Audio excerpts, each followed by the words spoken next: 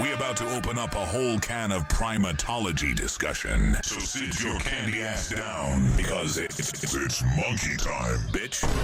Gorilla Radio. Turn that shit to a reasonable volume so as to be considerate of others.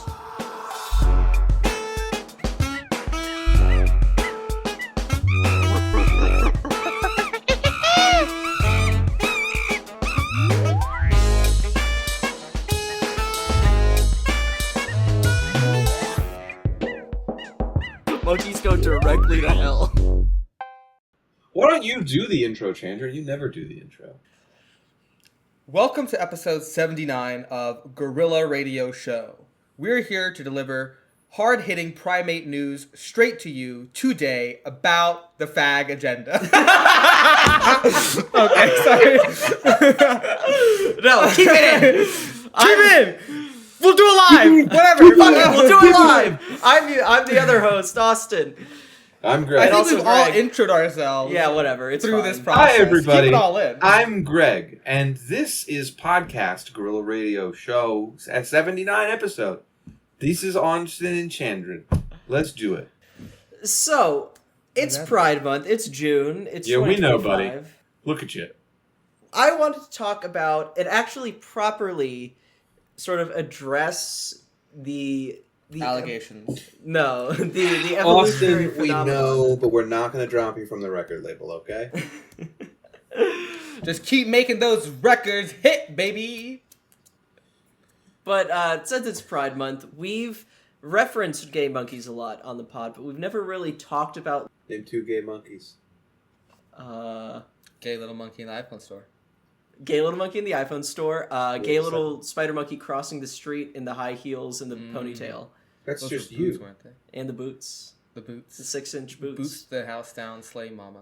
Yup. Happy Pride! But no, I wanted to like actual scientific conversation this time about like evolutionary homosexuality, because there's a lot of different theories. The possible spectrum of reactions to the concept of like evolutionary homosexuality range from chud, there's a gay gene and we can remove it, to woke, they're born that way, they can't help it. Love is love. You're on the right track, baby. You were born this way. Mm-hmm. Chud, they were born that way. We need to put them into camps. Mm-hmm. And woke, there's an evolutionary biological meaning informing everyone being gay just a little bit. Everyone's lot. gay. Yeah, before we start this, obviously I'm not saying that there is a gay gene or that we should isolate it and remove it from the population. No, we should isolate it and put it into everybody in the population. I would have loved to be in classical Sparta with you. You've been my battle buddy for sure. See, that's the gay gene talking. That's the gay gene That's the talking. gay But gene. no, Is there it? is no gay Is gene, it? but there is biological, like, evolutionary basis to why homosexuality crops up. You Which, know? from here on in, we will But refer to also- as the gay gene. Yeah, it We're is not, no. But also, chromosome Q. so much of it is also culturally informed that culture is always overpowering biology, and it's always a tug of war between the two. And But why is that? Anthropology, man. Big brain. it's hard to say The brain is exactly. just too I mean, big. it's something we evolved in a particular way that made us, obviously a social species like all mammals, and so these traits that we see in us are present in most other mammals and many other animals just all across the kingdom in general. But I don't God's kingdom, of course. And so like this isn't unique to humans by any means, but it is something that is wildly exaggerated in humans, I suppose, because we've developed such a capacity for culture and Love. social learning and love. In Austin's case, lust. But yeah, so just starting out, I mean, it's clear that same-sex attraction is prevalent in nature. It happens all the time. Again, this is sort of like chud woke argument of like, it's in nature, dude. The dogs are always fucking each other even though they're dudes. I feel like you should have run the chud woke analogy by us before you started doing it. Before I started using the Because chud it's woke. not in this. It's not in your notes, and you're doing. Well, I like, just I thought of love it you, just buddy, now. but you're fucking. You're. It's bad. It's bombing. I don't think Chud Woke is. You got to think I faster do on. need You more got to clarity think. on what the Chud Woke. Yeah, you There- got to. well, First, there's you need to think like- faster on your feet about it. But second, the like, the Chud analogies Woke- are poor. The Chud Woke is that we have to accept gay people because they're like that. That's the They're Chud born opinion? like that. Okay, I do agree with that. I What's do the think Chud that's a opinion? Chud Woke. It's like trying to be woke, but it's too chud to be woke. Also known as liberalism. yeah. Also known as like yeah. Okay. Well, Liberalism. the Yeah. lived out take. Yeah, lived out. We'll tolerate the gays because Yeah, they can't help as I call it, an infantile disorder. But it. Right. Like, so there's like a lot of gay activists, like contemporary, have pointed out they really got shot in the foot by the whole "we were born this way, we can't help it" shit, because it's just really not at all helpful or indicative of it's reality. reductive. Yeah. It's reductive. It is very reductive. Are we gay activists? I don't think so. How Probably how not. would we be gay activists? We're Well, gonna be gay two activists of the after three of this us are episode gay. airs. I guess I not yet. He needs some more. He needs some more accolades before he can claim gay. Okay? Like he needs a couple I don't have more, enough- you know, I don't have not enough a couple more notches. pins on in You my know, my I belt. think Yeah. you can say it though. Who's to say? Mm. But You should say it. so Right now. it's clear that same-sex attraction is prevalent in nature, and if it were a strictly genetic aberration or mutation with no benefits, as is the common right-wing talking point, like, oh, it's unnatural because you're not reproducing. No babies. No babies, no point in If you're not making a baby, why are you coming? this Where's all sort the of gum going? this sort of myth of rigid, hierarchical, rationalist, Darwinian reality that just is not at all real or reflective of the world that we're living in by any means. I've said it multiple times, but the rationalists destroyed any whimsy in the human spirit. That's what they're saying. So, like, obviously, if it was a mutation that just point blank meant, okay, you're not producing any offspring, then it would have been wiped out by now. You know, like, we've had millions of years, hundreds of millions of years, billions even, I'm sure, for mammals and animals in general to figure this We shit know out. how long there's been life on this planet, Austin. It is billions of years. Unless you maybe Well- have some doubts about that. I think. Well, I think don't the know. science I don't know isn't in when yet. the first gay life form appeared. If that Have was you- hundreds of millions or billions. Was of it years. was I would- it not like the first life forms? Weren't they all just like They were gender, they eukaryotic reproduced- cells they and shit? reproduced They're just fucking each asexually. other. Well, yeah, but my They were gay. my point isn't that. My point. It was Adam and Steve, not Adam and Eve. We didn't invent women yet. The truth is obviously that human sexuality and gender identity is flexible, culturally dependent, and to an extent genetically informed, or at least epigenetically. Epigenetics. We've consulted our expert. We've consulted our expert. our in-house, our resident Our in-house epigenetics expert, Nat. We all remember Nat. expert. Big fans. Big fan of fans. Nat. They had this to say. Okay, so you have DNA, right? DNA is a sequence, generally unchanging, but there's viruses and cancer, etc., not relevant. But in physical space, chromosomes are comparatively huge molecules that need to fit into cell nuclei. So chromosomes are typically compacted, kind of like winding a ribbon around a spool. We're all familiar with the concept. Mm-hmm. The spool being histones, which are made of a type of protein. Histones can be modified by other proteins in the cell in such a way that these modifications are heritable from parent to child and or during mitosis, but not in a way that alters the actual genetic code.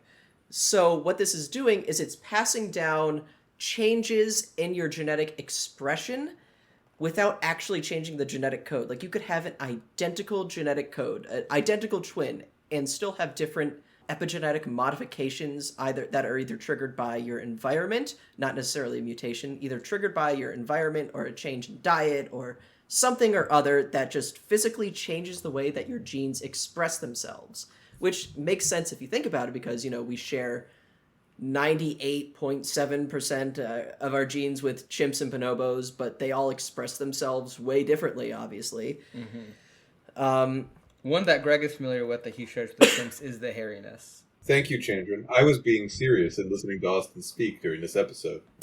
There are genetic modifications that can not only happen to you that change the way your DNA expresses itself, but can be passed down even. And there's a lot of fun ways that interacts with homosexuality. So, I feel like you can call it gay. sure, being gay. So, I mean, yeah, let's open up this article here. First one? Let's see. Yeah. So, Okay. this first one was from July 2023. Study shows same-sex behavior is widespread and heritable in macaque monkeys. So, Written by Haley Dunning.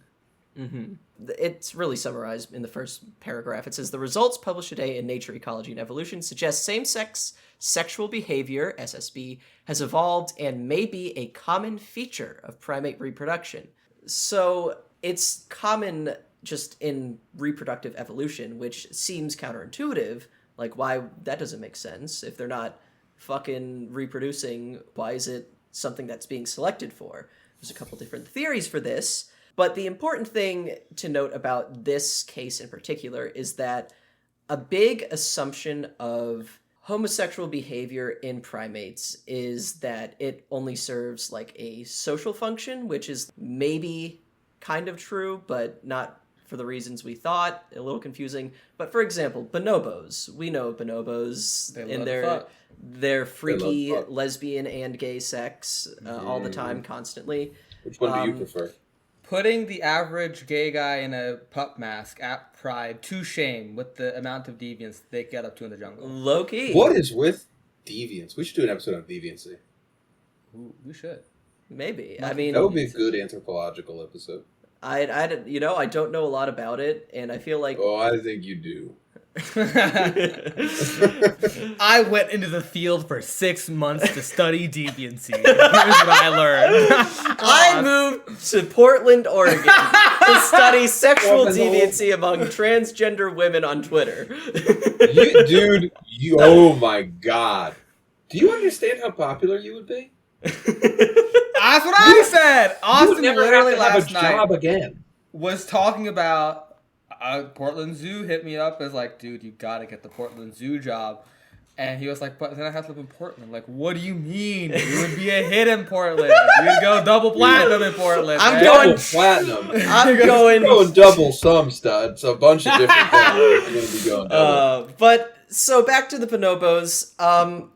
Yeah, not so done it's with you assumed yet. that they're doing it for like stress release. Like that's how they socially communicate with each other, and that's how they relieve stress. That's how they establish hierarchy. Is they establish like genital to genital contact. They have weird freaky. Also known as frauding. Also known as frauding. Also known as scissoring. So on and so forth. What But do you call it? what do you mean? What do you call it? When you do it, what do you call it? It's you need to. We're gonna kill you by the end. Of this. By the end of this episode, a drone will. That would be arriving at your homophobic house. of you. And also, all the drones are busy right now. It's June 11th, everyone. Let us know how fucked up of a statement that was next week. Yeah, so basically, yeah, I mean, that's the important takeaway with this part. So this one's from the Gay and Lesbian Review. It's called The Evolutionary Origins of Homosexuality. I think the interesting way to go about this is because being gay is much more recognizable and understandable in humans, is to sort of view it through a human lens, view what's going on with humans, and that will shine light on primates in return, I think. Because right now, what we have here as a baseline is, okay, it evolves as a selected trait in primates. What could possibly be the benefit of that? Like, just to be clear, like, why do traits get selected for, right? Let's make a little laundry list of reasons why traits get selected for. Right. And try and think, like, how can we categorize the gay gene? So, like... Not a gay gene, but... Number one is, like, eating food more efficiently, right? That's, like, numero uno on like every survival, creature on the meeting earth. basic survival needs. Yeah, like... It's energy efficiency. Yeah, energy efficiency, right? Exactly. And like Austin was saying a second ago, social cohesion is a big one that shows up. Why do social animals exist? Well, because it increases their chances of survival. Mm-hmm. What am I missing? What are the other... I mean, the two main ones of like Western canon are surviving long enough to pass your genes on to offspring. That is like the primary assertion of like rigid Darwinian. Keep saying Western canon. Because does Eastern science have a different interpretation of this? I mean, I don't know necessarily, because it's very hard, because Western science is like what we associate the concept of science with. Like, we've sort of shoehorned everything out of consideration for being science, and You're telling me turmeric is not a real medicine? The Ayurveda is not real? Bullshit! to answer Greg's question, it's no big secret that Western hegemony has just replaced the primary mode of understanding the physical world around us, and that's been heavily influenced by, sort of Christian philosophy and, like, European kind of philosophy. My right? humors are out of order. Like, Europeans who are notably gay. well, right. Europeans are notably gay, Yeah. but Europeans also, we've talked about this before, the great chain of being, the rigid hierarchy of man over nature. This is to say that when Europe basically conquered the world, we replaced our mode of understanding as, like, the objective way to understand the world. And, like, even saying objective has, like, a connotation that, like, it aligns with European science expectations. But, for example, as a result, this idea that you have to reproduce or else your life was a failure, basically. Like, you have to have children. It's why people are still freaking the fuck out about birth rates, which, to an extent, population collapse can happen in capitalist societies that can't fucking provide for any of their citizens without functionally, like, exponential growth. And, to an extent, probably just human society in general, because, you need people to produce food. Anyways, as a result, like, when the British colonized India, they instituted, like, a death penalty for homosexuality. Austin gave me a real hard look when he said when I the didn't- British colonized India. I did not do that. He said, when my forefathers conquered your forefathers. No. He said it in his eyes. The The other day, Austin was bragging about how English he was genetically. Does this make sense yet, what I'm saying to you, Greg? Yeah, Why I dude, said Western? it's making sense, but by God, it took you 10 minutes to give me a 4-second concept. Well, I don't know. You weren't, like, nodding or agreeing. You were just Well, I sitting was there. just letting you go because you seemed to be enjoying yourself. Okay. Well, Tell me point more. being that this Darwinian idea of, like, the point of life is to survive long enough to pass on your genes is notably ignoring, like what Chandran said, the social aspects of evolution that we've sort of talked about before. And this article from the Gay and Lesbian Review is just called "The Evolutionary Origins of Homosexuality." There's a fly. Okay. Austin just Did you smacked get across it? The face. I hit it. I don't know if I got it. You Okay, didn't get it. so what you're just basically saying is, let's just recap here, is that you're simply failing to consider the social aspects of evolution when you make a Darwinian case of passing on your genetic lineage is the sole purpose of being alive. Right. Okay. That's a So, good way to cap Thank it you. off. You see how I did that in 4.5 seconds? In order to talk about the issue today of the gay gene, we will Of the gay gene. maybe I don't know. I'm just trying to give us a framing device, folks. The 3 tenets, Darwin's evolutionary thing, asterisk, Darwin, modified by bagels, Gorilla and Radio dicks. Show LLC. Energy efficiency, how long can you survive, how hard can you fuck, and social cohesion. Those are the 3 categories I can do by like one which of those. evolution selects traits in beings that roam God's kingdom, also known as Earth. So the reason why I went on that tangent is because it's discussed literally in the article that you allegedly read. I did read. That's why I'm bothering you. I was going to say, as someone with a social studies degree, it doesn't take a social studies degree to go, oh, why are people gay? Especially when you take into account, like, social That cohesion man butt just aspect feels of it. good. What can I say? Exactly. You take into account the social cohesion aspect of it. You look at what the monkeys do. You look at what we do. And I really hate to go back to the Sparta reference I made at Austin before, but it's an excellent reference for this in that it was used socially as a tool to build stronger social bonds. I mean, yeah. Well, put me in the goddamn Gay and Lesbian Review. I write this. So Old review. the opening part of this paragraph, or I mean Written this by article. John Hodes. Yeah, written by John Hodes, was talking all about, the history of, Greece, Rome, China, British colonizing India, so on and so forth. But it goes on to say that gay men have 80% fewer offspring than do heterosexual males. Obviously, that follows... Because they be putting their dick in the butt. I have a question. Yes. Only 80%. Well, you ever heard of a surrogate or adoption or... Or sometimes lying to yourself. Or being a Southern Baptist. Yeah. Yeah. So, Exactly. it's still like 20%. Walk around in your brightly colored pastel polo and talk like this. And talk like this and talk real soft and high. Me and my wife went down to Charleston for the weekend. We for went the to long Savannah, weekend. and it was beautiful. They all talk like plantation. Have you seen the art museum in Savannah? I mean, I know Oh it's just kids, my but God, those honey, are some talented kids it is down there. absolutely gorgeous. And then all this old Southern ladies like to tell his wife that, oh my God, he's so sweet, isn't he? God, I love living in the South. I hate to say It's it, but God's country, there's brother. nothing better. We are God's chosen people. Anyways, back on topic. It goes on to say what we already said again, if homosexuality were a genetic error, it would have been removed long ago. But there is accumulating evidence that male same-sex sexual preference to find a sexual attraction to male partners, even when female partners are available, is largely determined prenatally via inherited genes undergoing epigenetic modification in utero, which is interesting.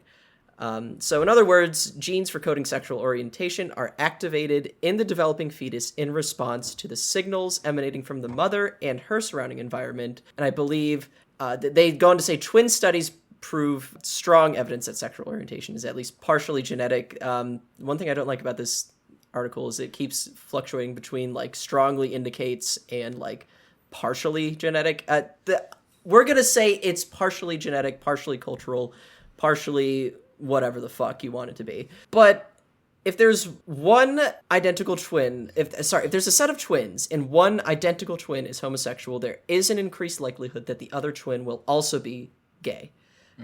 There is no gay gene, but they found that, for example, they isolated two specific single nucleotide polymorphisms that were most commonly shared among 818 gay men, which, yeah, I don't know. It doesn't tell us anything. It's just XQ28, 8Q12. That doesn't mean anything in isolation, just that maybe this has something to do with determining your attraction. But there's also a big linkage between like the fertility of your mother and whether you're gay or not, basically, as well as the amount of stress that your mother underwent while you were in the womb, basically. Does more stress make you gay?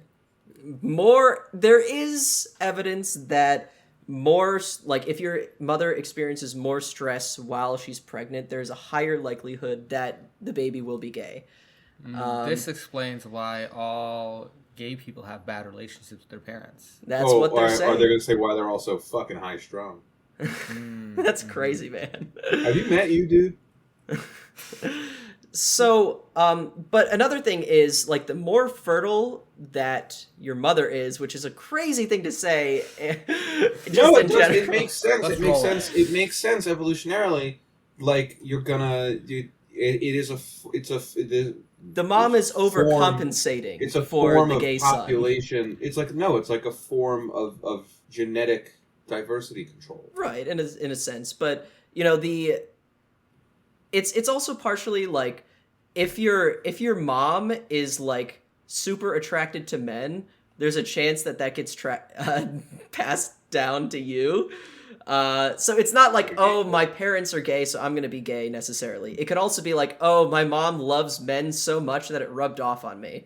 That's awesome. I need to make my lesbian mom made me the straightest man ever. Which is what they're saying.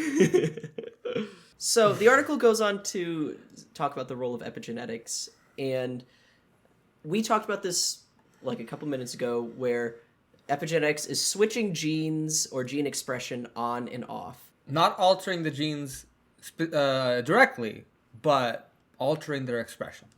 Right.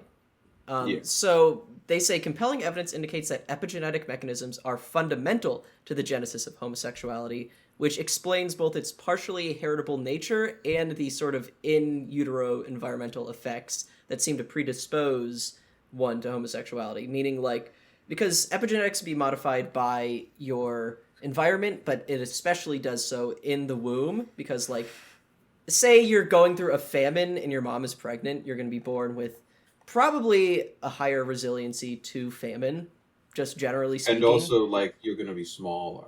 You are also going to be smaller, that is true.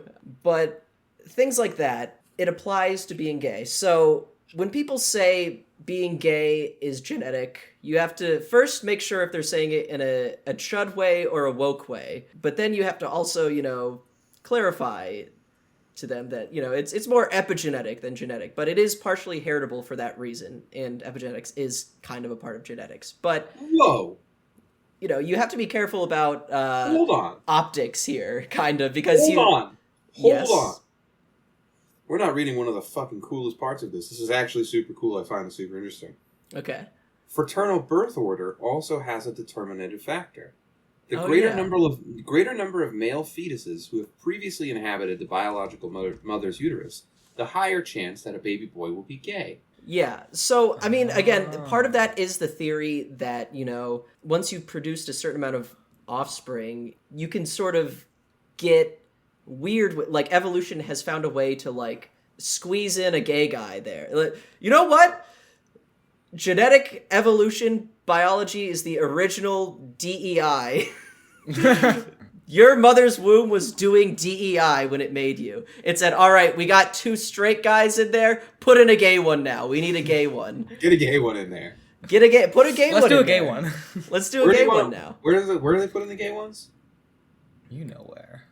So, Well, Austin, where are you putting the gay ones? so part of, you know, that explains part of it. Where in the gay ones are you putting it? But why is gayness selected as, like, a thing that you do once you've, like, passed on, like, heterosexual breeding offspring, basically? Like, why does that increase? I just told you why 2 seconds ago. It's built-in control for the overall population. No. So it's not. It reduces competition. No, I mean, you could make an argument for that, but I don't necessarily think I that's would say, like, the case. argument is look at how humans evolved, right? In small groups, right? We know from a sociological perspective, the average person can really only have about 20 close contacts before they're not able to really keep track of them on a personal level. We know that humans evolved in small groups like this. If one woman in the tribe is gonna fucking pop out 7 baby boys, some of them have to be gay to reduce overall competition for breeding pairs, right? In order to reduce overall social part violence. of trying to ascribe a logic to it is it suggests, like, a kind of planning that just isn't, like, necessarily... This guy doesn't believe in Well- intelligent design. Through God's plan, all things Like, are it's possible. real, but for real. It's not something that can be, like, really controlled for, but, you know, I mean, if we're going by a strictly, like, what is the benefit here, you could probably make an argument that it reduces competition, but I've never really known, like, a large amount of children to ever be, like, it's only a detriment in, like, modern society. No, I You know what think I mean? it doesn't. It's not that it reduces competition; is it reduces social violence. I don't know if that's true. Well, in a way, yes, but that's because what the article goes on to say is, hold on, can we just scroll down and see if, We can instead of... skip So, the kin selection theory of homosexuality. Okay, really quick, before we answer Greg's question, I do want to highlight a really funny graph. That's basically just talking about how fertile your grandma is. I know, it's so cool. I know. I'm gonna get your grandma pregnant. That's crazy. Are we No, gonna no, go through back. are you still gonna be in this section, or are we going to the neurophysical differences? No, Kin go selection theory. Go to kin selection theory of homosexuality, because this is the part that actually explains what you're trying to theorize about right now. Well, we should talk about the neuropsychological differences. It- We should do that section. Okay, fine. So the neuropsychological differences subheading is... It starts out by saying, homosexual males, as compared to heterosexual males, display significantly less physical aggression and hostility. Gay men have also been reported to have generally a greater capacity for kindness, cooperativeness, and sensitivity. That's kind of bullshit, and to be honest with you, it's kind of true, but also like kind of bullshit. We're not talking about mean gays. Yeah, like first of all, you are failing to consider the mean gays. You're failing to First You and are foremost. you are completely failing to consider the gays. But Marx failed to consider the mean gays. Greg, do you ever wish you were a mean gay? Yeah. Sorry to throw something. I mean, Greg is No, a I mean do. gay. No, I do. I do. How would a day in the life of mean gay Greg go? Well, I'd Walk first. us through it. Well, so I'd wake up cunty, and I would have my iced matcha latte. I would hit the gym, tank top only, short little shorts. I would hit on all of the boys who kind of are built like Austin. And then I would probably go to the club. Oh! Straight after the gym, first thing in the Straight morning. after the gym, into the club. But maybe in between, I meet up with my straight woman friend. And we would talk the worst shit about everybody we've ever met in our lives. And you would call her a hag, correct? I would. I would meet up with my hag. And then I would be like, oh, bitch. Oh, bitch. Oh, bitch. He did not. So... and then after I hit the club and I do an egregious amount of poppers, I would probably call up one of the 19 different people who I have sent aggressive messages on Grindr to. And then I would do something so dangerous to the average straight person that they would think you need to be institutionalized. And then, I'd just go to bed and I'd wake up again. Do it all over again. Is there a job in this equation? I would be a marketing manager for a suntan lotion company. Okay, sounds good. So, and I'd have a full head of hair. All right. Yeah. So the other no neuropsychological difference except for the head of hair. Hair. So well, the other points that the neuropsychological differences section touches on are, it says studies report that homosexual men outperform heterosexual men on standardized tests of verbal skills. They also say gay men compared to straight men generally possess a less accurate innate sense of direction and tend to navigate by using landmark. I've said this exact same thing before. Interesting. So they can't find their way around, but they are smarter. And I'm just sitting here thinking, And they do. I'm not the one with a master's degree, and I don't need a map to fucking find my way to the next. No, but I do use landmarks to get around. And you do display significantly less physical aggression and hostility. You have a pretty high capacity for kindness, and you are quite It's a navigational style that has been shown to be more common among women as well. But again, as I said at the beginning of this section, I feel like that's kind of bullshit. A lot of these are just cultural things that happen because of gay culture. How well did you do on the EOGs when we were kids? I was pretty good at the English. Never scored anything. I was good at the English stuff, but not good at math. Okay. But anyways, we should be people who brag about our SAT scores or what college we went to, but for our EOGs. I got a 5 on my AP exam in high school. So think again, honey. I was an AIG. Hold on, let's keep going.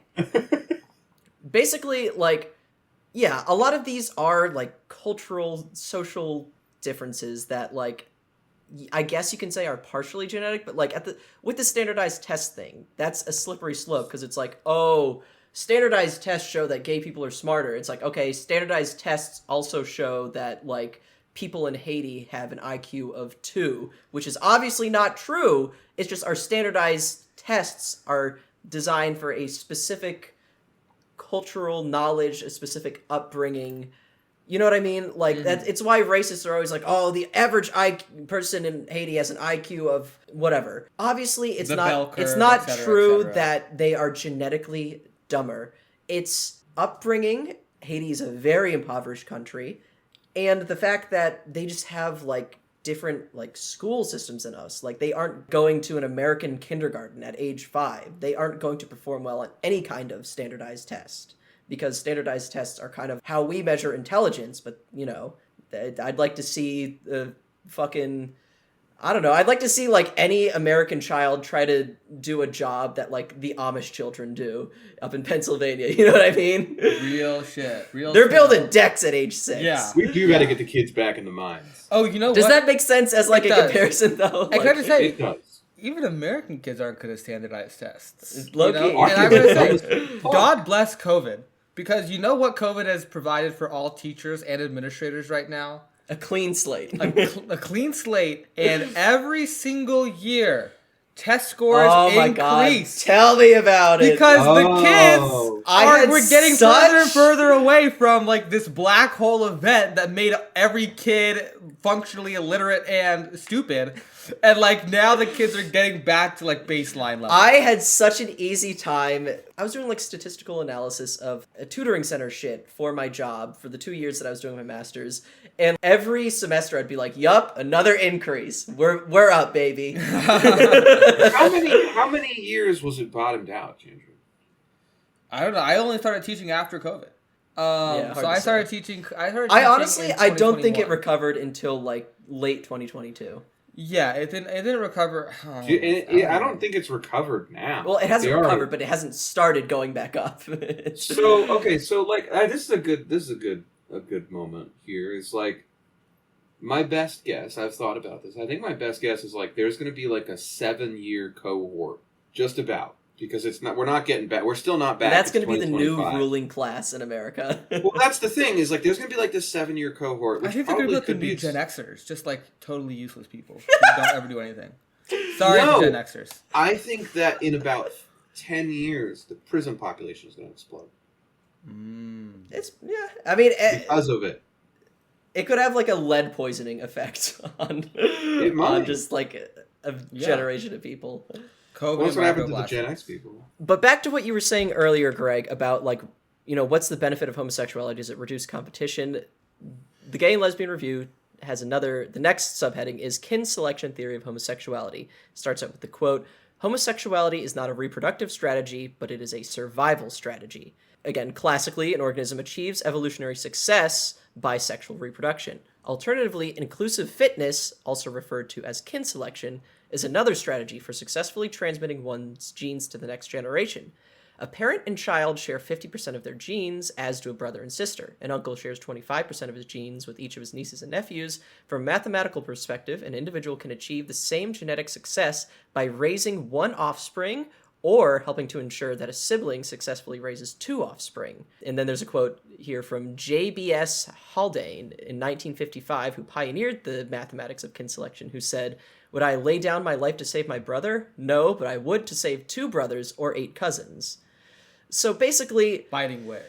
kin selection is an evolutionary strategy that is not a reproductive strategy. It doesn't have to do with necessarily controlling the reproduction that happens or like increasing reproduction or lowering it, but it is a evolutionary strategy favoring the reproductive success of an individual's close relatives in their network, sometimes despite the loss of that individual's own reproduction and or survival.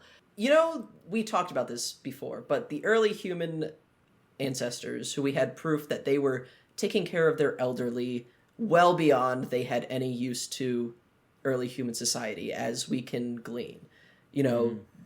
There's a reason that they kept doing that, is because, keeping people alive, keeping the community alive, but, keeping other people alive and creating a solid social support network that can actually maintain and uphold a thriving, reproducing population is almost as important as actually being able to have children.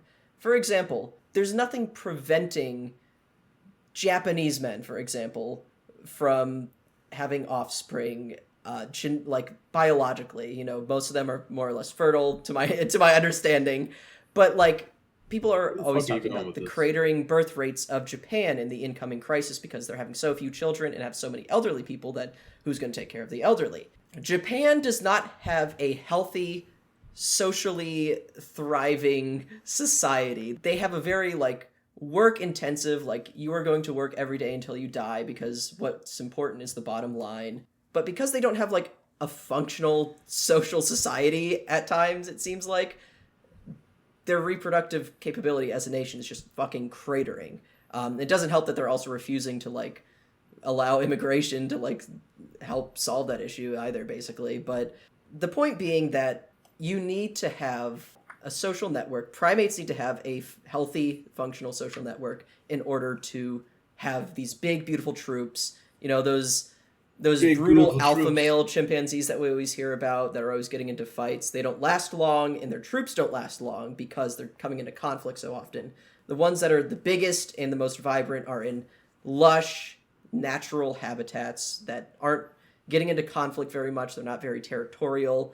And part of that is, you know, just the environment, what the environment can sustain. But part of it is also just, like, some chimpanzees are better people than other chimpanzees. Does that make sense? Yeah. Like, there's some evil ass chimps. Not to Some of them got bad not to lives. oversimplify it. Yeah. Okay, I want to read this line and then I want to pose a question a little bit. I mean, it's going to take me a while to get to the point because I can't organize it in my head. The male okay. homosexuality trait, despite its tendency to significantly reduce a man's fertility, may persist because gay males help make their families more functional and resilient by improving emotional interconnectedness, right? So this is kind of somewhat what Greg was saying, right? That more gays means less conflict, Right, because there's less competition, but also because what this article is saying is that gay dudes are just better dudes. That's what the Gay dudes are like women who will drink a beer with you. I suppose Exactly. is kind of the thesis If we're- statement of My this God, I article. wish they had those in real life. Gay dudes who will drink a beer with you? I Women?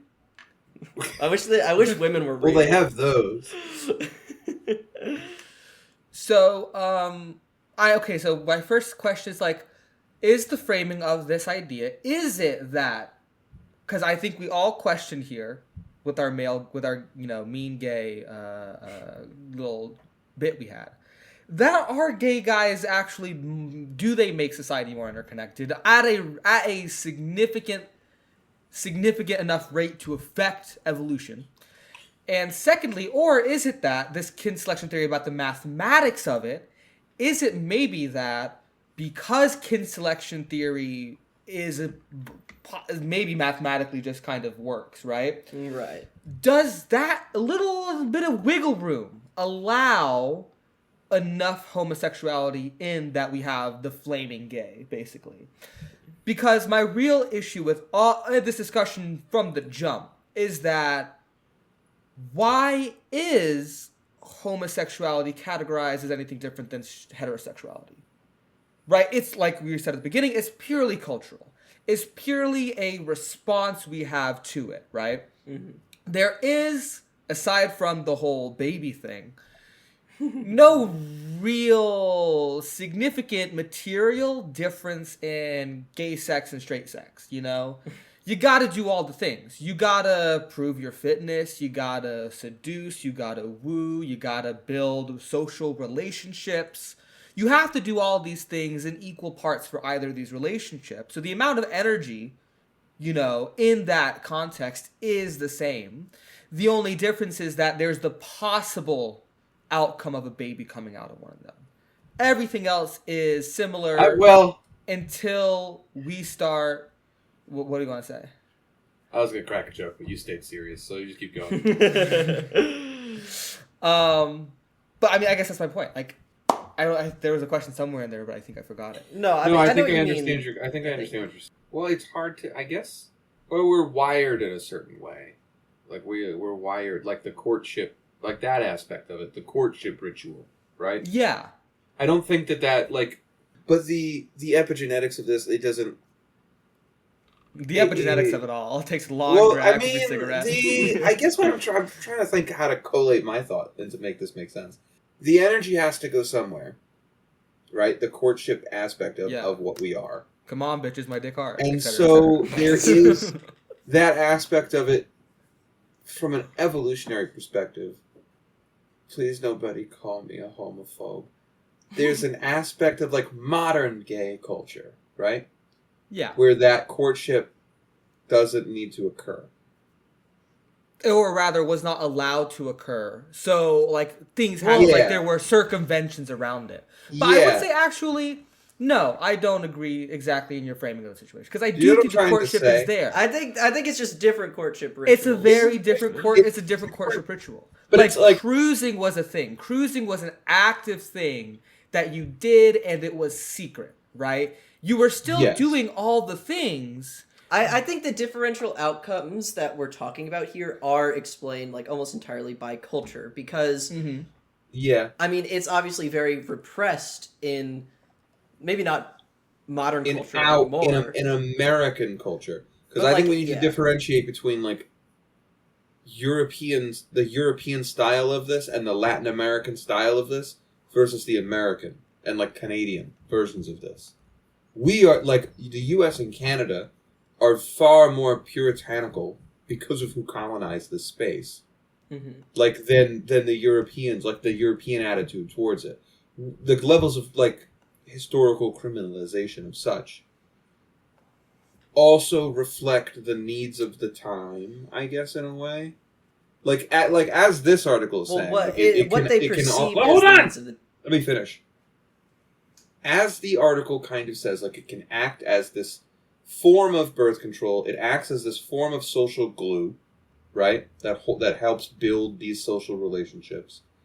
There has been this societal stigma, right, in Western civilization, Western cultures, for quite some time, but there was a period where it didn't exist in those same cultures. Then it did exist, and now as we move forward again in time, like the situation today is far better than it was 50 years ago. You know what I'm saying? Mm-hmm. At an instinctual level, you can almost say it makes sense, because in the beginning, when these traits would have evolved, as we were in our like hunter-gatherer, like very, very early phase, society could not support, right? Like a small tribe could not support more individuals. Like the article says, like it's too many mouths to feed in the clan, right? If everybody's reproducing. Basically, the hunters were out there in the wild fucking, and the gatherers were back home. But here's the thing. You know? After the agricultural revolution in the Neolithic, suddenly there is this abundance of food. And so that is where you start to see this, like, in some cultures it doesn't happen the same, but like that's where this begins, where this it becomes a stigma. You become stigmatized because we have this surplus. Why are you not helping literally to eat into it? Like, why are we not expanding as fast as we can? And then now we're entering a new phase where global capitalism has made it so that there are not enough resources to go around again. That may be carrying over into why, A, the social stigmas around it are falling away, and why, at least at a self-reported level, there's more over time. The number's going back up.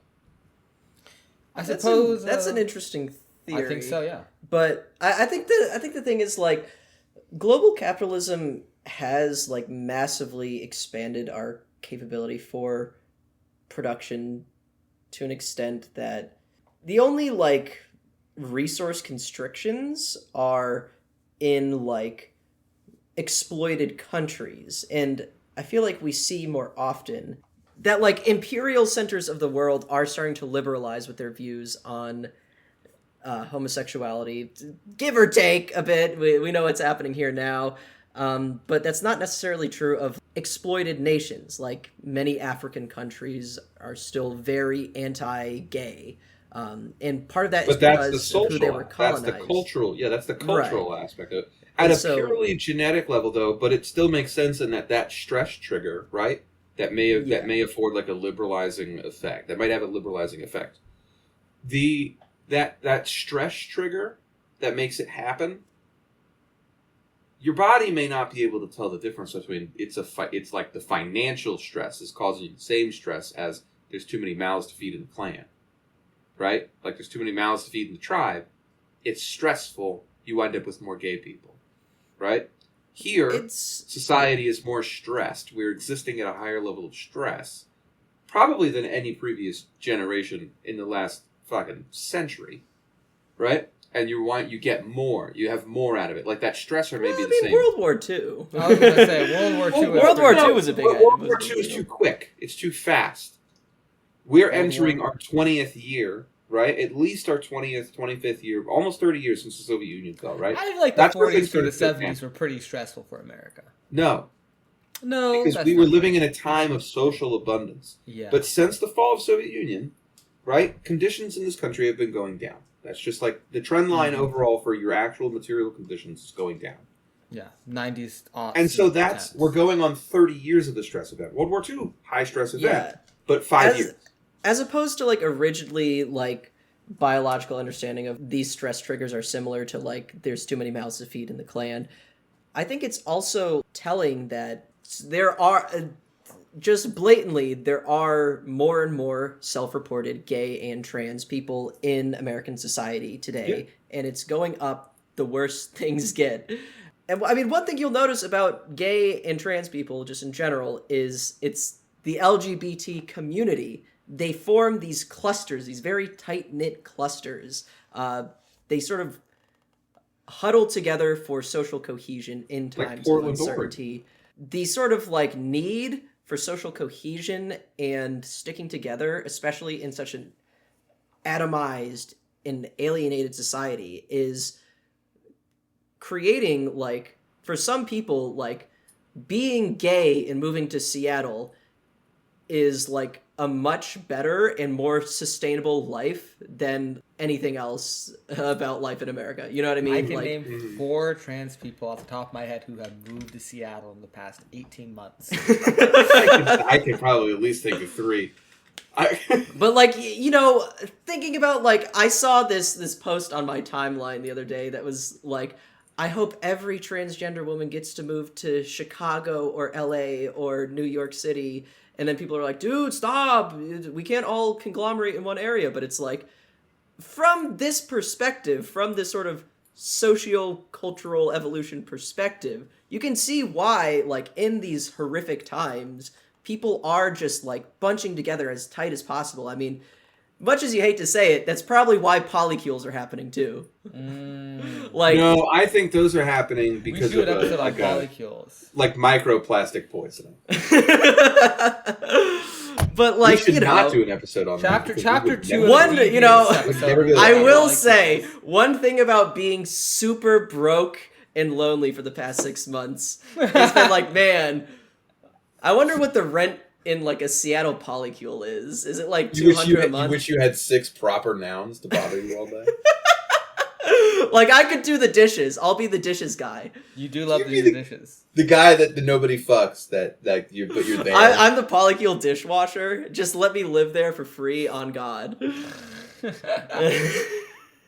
I've seen you do chores, just add man. me to the They would know. polycule simply to be the maid. You know you need it. Fucking nasty. Nasty ass motherfuckers. But I like, don't trust any of y'all with injections. Clean your fucking house. But yeah, no, that's sort of like the discussion I was trying to get at, because I think that this is like such an important aspect of answering evolutionary questions that people have about humans and primates that people like neglect to consider is the social cohesion, the kin selection aspect of it. Like when people say like gay people choose their own families, that's literally like, you know, it's kind of like kin selection in a way.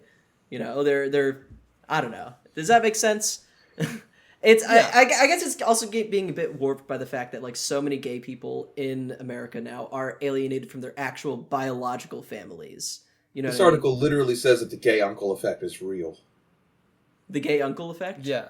Gay men show particularly more kindness and generosity to their extended families, particularly nieces and nephews. Does this article talk all about lesbians? Oh yeah, you know, I will say okay, I do want to add a little asterisk here.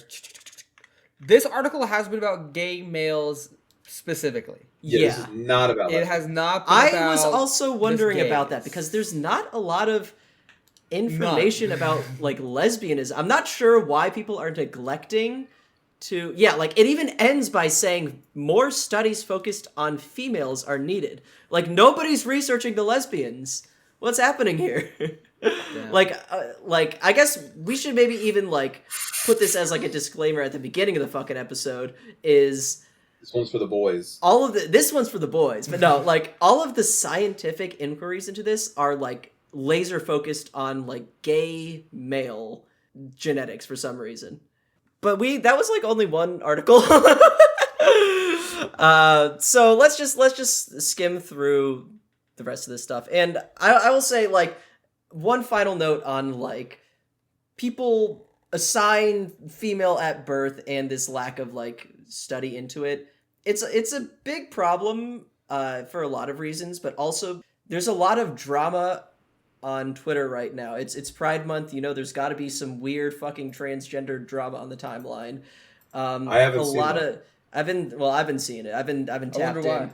You've seen what's on my For You page. A lot of people are getting really mad at the trend of detransitioners and who they typically tend to be, and like it's starting to create this schism of like, oh, it's some different shit entirely psychologically when you're MTF versus FTM. Again, there's many reasons to like look into this. Do encourage more research, but I think dispelling this weird like drama. Can you explain this whole thing to me? Tell me what people think the difference is here, because I don't know what people think the difference is. I guess just some people think that trans men are like faking it. I guess is the implication. Is that what they're saying? I don't know. But people are always like, it's always one specific demographic that does the detransitioner grift and stuff like that. And like, well, they got a point. Yeah. I mean, yeah. And so, like, it does raise a question, but I think scientific investigation is needed before we draw any crazy conclusions, you know? How many have you met in real life? Trans guys? Yeah. That I liked? That's fucked up. I think about this a lot. You know, I feel like all of my trans dudes out in the audience, love and respect. But generally speaking, trans guys are less cool than trans women. Why is that? Maybe, you know, maybe it's epigenetic. You just got a lot more shame in there somewhere, but like you gotta take a chill pill. And I'm asking like how many have you met numbers wise? Because it's wildly skewed not towards them. I think maybe I've met one. Trans ever. guy? I don't know. Yeah, that's the other thing is, but like also trans women. The cultural backlash is like when people talk about trans men, they're talking about like, oh, the groomers, they're defiling our daughters. But when they talk about like trans women, they're like, oh, these people are the groomers, these are the perverts. And so like people talk about the two phenomenon differently. Yeah. And so whether or not there is like any sort of genetic, psychological, neurophysical basis to any differences between like gay men, lesbians, trans women, trans men, it hasn't really been investigated scientifically. I think it's probably worth doing.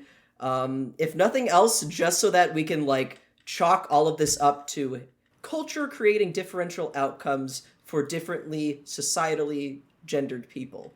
You know what I mean? What do you think it is? I mean, I'm leaning towards that. I think culture is such a strong indicator of how people's lives are going to shape out that it does change the way these things manifest. And I'm not saying like, oh, male socialization. I'm saying it just changes the dynamics of how these cultures form, like how gay communities form. Like Boys Town in Chicago is like a unique thing. There's not a girls' town that I know of. There's not a lesbian paradise in Chicago. And you know, who's to say? But you can't find it, brother. You're living in it. But like the anthropologist in me is chalking all this up to like societal cultural differences creating different outcomes. But you know, we do have to acknowledge there are genetic and epigenetic aspects to homosexuality that are impacting these and interacting with this cultural impact in some way. You know, I don't know. Point being, obviously, gay and lesbian culture is very different, so it's two different things to talk about, two different things to study. Yeah. And yeah, I think part of it is that trans women and trans men kind of are coming out of and involved with gay and lesbian cultures, respectively, right? Yeah, it's sort of branching out rather than like a entirely separate thing. And because of that, and because like what you were saying a second ago, is that like trans women are, vilified as predators, and trans men are, infantilized into victims. That, these things are, you're responding to different threats, right? So you have different defenses. I think that's part of the reason why we see, very anecdotally, these kinds of, differences that we're observing. And I think the reason why, because there can't be a trans woman detransitioner grifter because you're a predator who stopped being a predator, but a detransitioner trans man, the victim is saved, et cetera, right? Yeah, like that makes it, dude. I think that's Let's hop in on this Twitter discourse. Clip this out of context, put it on Twitter. Don't listen to the rest of the episode. We cannot have the gays listen to the rest of the episode. But this bit you can listen to. You'll like it. I think that's it. I think that might be one of the big differences that we see. Yeah, that does make a lot of sense to me. But yeah, the reason why this came up is because this Twitter account called The Pissed Off Lawyer recently detransitioned and immediately started a business deal with J.K. Rowling. See, exactly, right? I don't like. Also, what's with the grift? Why are they always the same person? Maya Poet. Maya Poet.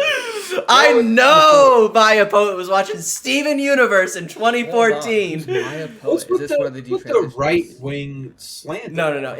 It's with an I. It's the person who detransitioned because of Hamas.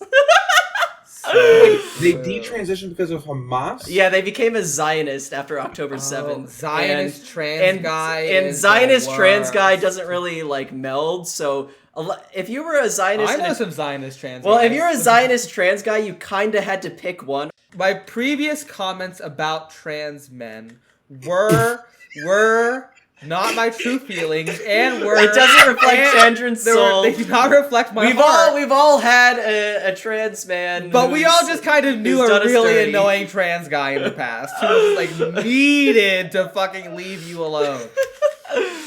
But yeah, no. So I think we've hit on a lot of the stuff I wanted to talk about. I think we did a good job. To cap it off, human evolution is not a culmination of all of our best traits leading to some future Ubermensch. It is a negotiation between the environment and our biological existence that has been ongoing for millions of years and will continue to be ongoing for millions of years and will change, but not improve or worsen necessarily, but change. But to cap it off, I think we should talk about the chimpanzee same-sex sexual behavior article by Michelle Rodriguez. So, May 6th, 2025. The big question is, how did we manage to miss these behaviors in chimpanzees for so long? First of all, I did not. I was aware of them. We've been talking about the gay chimps for a long time. Yeah. We were maybe even pioneers in the field of the gay chimp. We were gay chimp pioneers. Remember the twink? Remember the sanctuary twink? The sanctuary Not twink? me. You? Not me. I already knew you were going to say that. Not me. They had a male chimp at the sanctuary I worked at who was smaller than all the other males, and he would go around and appease all the alphas by giving them head. Which is basically a really condensed version of what this article is saying. Do you think he was any good at it? Dude, what do you mean? Don't ask me that. He must have been great at it if they were keeping him around, But, they're talking about how, most same You think he was dirty talking down there? I'm doing all the shit your wife won't do? Et cetera.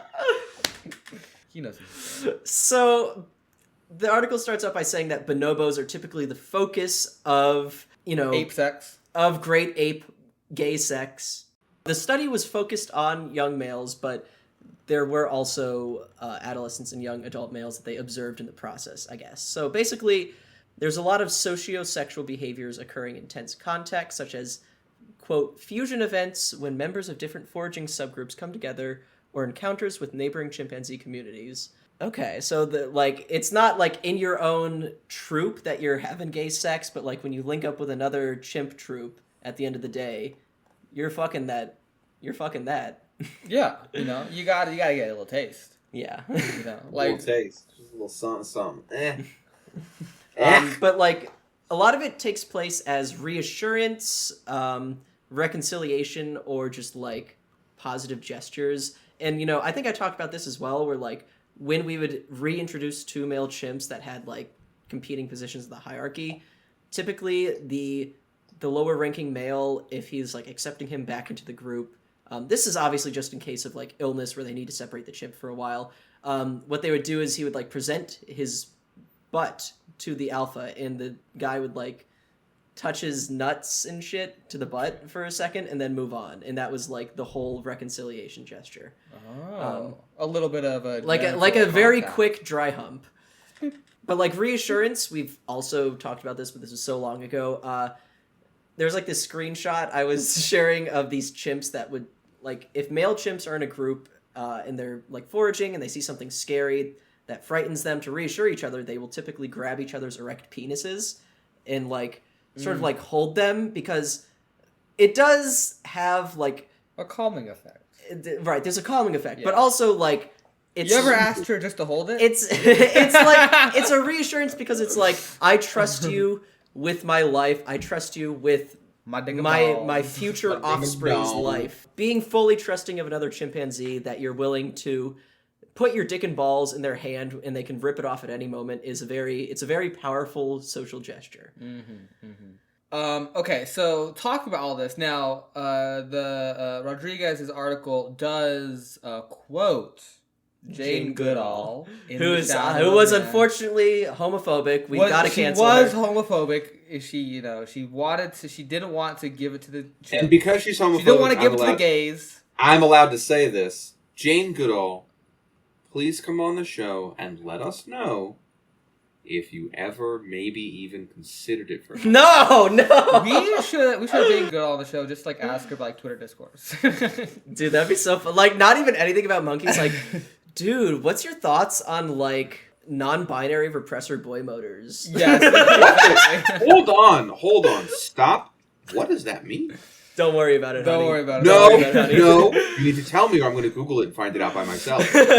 So this quote from Jane Goodall is, quote, "Never, however, have we ever seen anything that could be regarded as homosexuality in chimpanzees.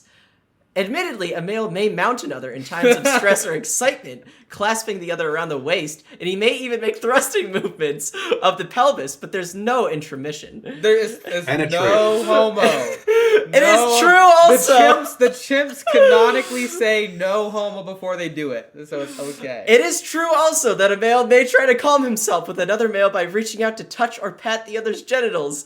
While we still may have much to learn about this type of behavior, it certainly doesn't imply homosexuality. He only does this in moments of stress. And then she says this, and he will touch or pat a female on her genitals in exactly the same context. So they're bisexual. They're bisexual, which is basically kind of the question I was asking earlier, right? Oh yeah. About like, isn't it just all the same, low key? Like, isn't all the sex just the same? Part of me is also like, right? How much of this is actually like ingrained inclinations?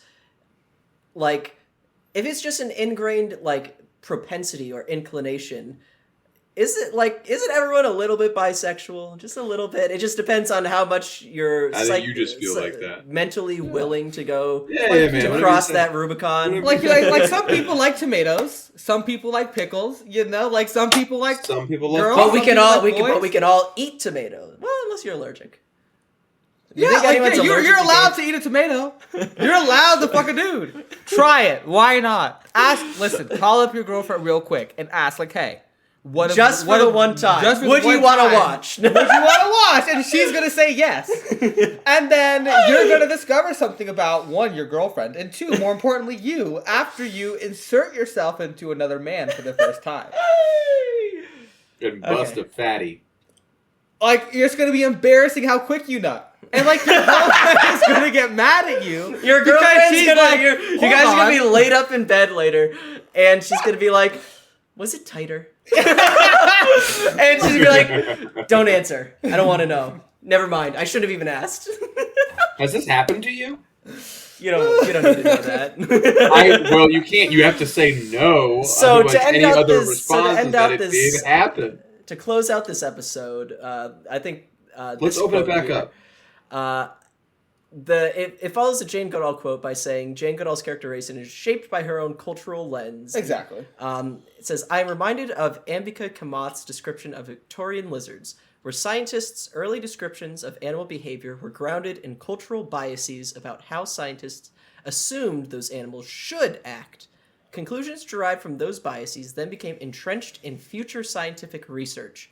Biases regarding chimpanzee behavior may even be more pervasive, as much of behavioral research is grounded in providing theoretical models for human evolution. Yeah. Because early research shapes the trajectory of all future research, these types of behaviors may have been discounted in importance or framed as part of a repertoire of other non-sexual behaviors. That's like sort of the crux of what we talk about all the time on this show. Yeah. So I'll just let that simmer. Like wanting the chimp to be a human makes all the science so much harder for a lot of people, right? They refuse to do the science because like it's a person. What if it was a dude? What if that was a guy? But, at the end of the day, if you're still wearing socks, it's not gay. Yeah. It ain't gay. You can just say no homo, y'all. The homosexuality was invented, so you can say no homo. It works the same. All right. It's true. Is this where this ends? I think this is where this ends. Happy Pride Month, everyone. Happy Pride. Happy Go Pride. throw a brick at an ICE officer. Well, commandeer a predator drone. Okay, actually though, before we leave, if you like the show today, consider supporting us at gorillaradio.show or patreon.com/gorillaradioshow. We are totally fan-funded, totally fan-supported. We don't advertise or anything like that on here. And please, if you made it all the way this far, leave us a rating on your podcast platform. It's embarrassing to ask, but it does help, and we do need to kind of rebuild a little bit after the Spotify fiasco. Hold on, I need to check one other thing. And Greg needs to check one other thing. We may have some new patrons. I think we do. Oh yes, we need to shout out the new patrons. Where the fuck do I find this? You found it last time, brother. You're gonna have to. I know. Hold retrace your steps. Hold on, brother. Do you see any stacks of rocks? Any carvings and trees that you can follow back? Our newest Any landmarks? patrons. When's the last time we recorded? So I read this the right amount.